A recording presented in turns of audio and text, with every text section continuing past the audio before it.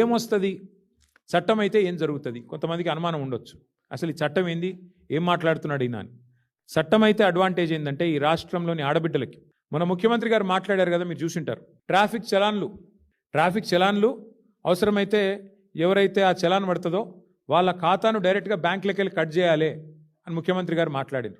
చట్టం అయితే ఏమవుతుందంటే మీకు కూడా సవలతు వస్తుంది, మీకు కూడా 2500 ఎదురు చూసి అక్కడ ఉండదు. చట్టం అయితే నా ప్రైవేట్ మెంబర్ బిల్లు పాస్ అయితే, కాంగ్రెస్ బీజేపీ సహకరిస్తే బిల్లు పాస్ అయితే ఏం జరుగుతుందంటే మా రాష్ట్రంలోని ఆడబిడ్డలందరికీ సచ్చినట్టు గవర్నమెంట్ 2500 ఇవ్వాల్సిందే, లేకపోతే డైరెక్ట్గా ఖాతాలకు వెళ్ళి కట్ చేసుకునే ఆటో డెబిట్ సౌకర్యం తప్పకుండా మీకు వస్తుంది, మీ ఖాతాల్లో వచ్చి పడుతుంది, లేదంటే బాకీగా మిగిలిపోతుంది. మీకు తప్పకుండా ప్రభుత్వానికి ఇయ్యక తప్పని పరిస్థితి వస్తుంది.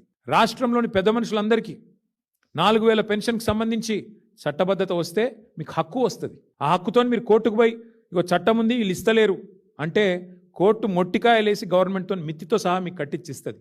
అవు గది లాభం అయ్యేది. రైతులకు హక్కు వస్తుంది. 6 గ్యారంటీల చట్టం అయితే హక్కు వస్తుంది. ఎట్లా హక్కు? మాకు 15,000 అన్నాడు, ఇస్తలేడు, ఇప్పటికే 3 సార్లు ఎగ్గొట్టిండు రైతు బంధు అని మీరు కోర్టుకు పోతే కోర్టు మొట్టికాయలేసి గవర్నమెంట్తోని ఖచ్చితంగా మీకు పైసలు ఇప్పిస్తుంది. రాష్ట్రంలోని విద్యార్థులకు లాభం అవుతుంది. 5 లక్షల విద్యా భరోసా కార్డు ఇయ్యక తప్పని పరిస్థితి గవర్నమెంట్కు ఆ అనివార్యత ఏర్పడుతుంది. అందుకే మేము మీ తరపున ఈ బిల్లు పెడతా ఉన్నాం. మీరు దరఖాస్తులు ఇవ్వాల్సిన అవసరం ఉండదు, దండాలు పెట్టవలసిన పని లేదు, ఇక అయ్యా అప్ప అని చెప్పి ఎవరిని బతిమలాడుకోవాల్సిన అవసరం కూడా ఉండదు.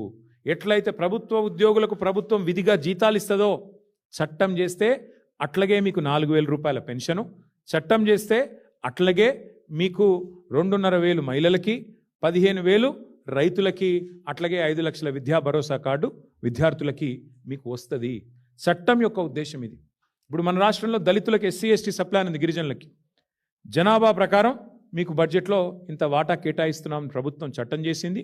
దాని ప్రకారం ఒకవేళ చట్టం అమలు చేయకపోతే ఆ పైసలు వచ్చే బడ్జెట్లో మళ్ళీ రోల్ ఓవర్ అయ్యే విధంగా వ్యవహారం చేసినారు.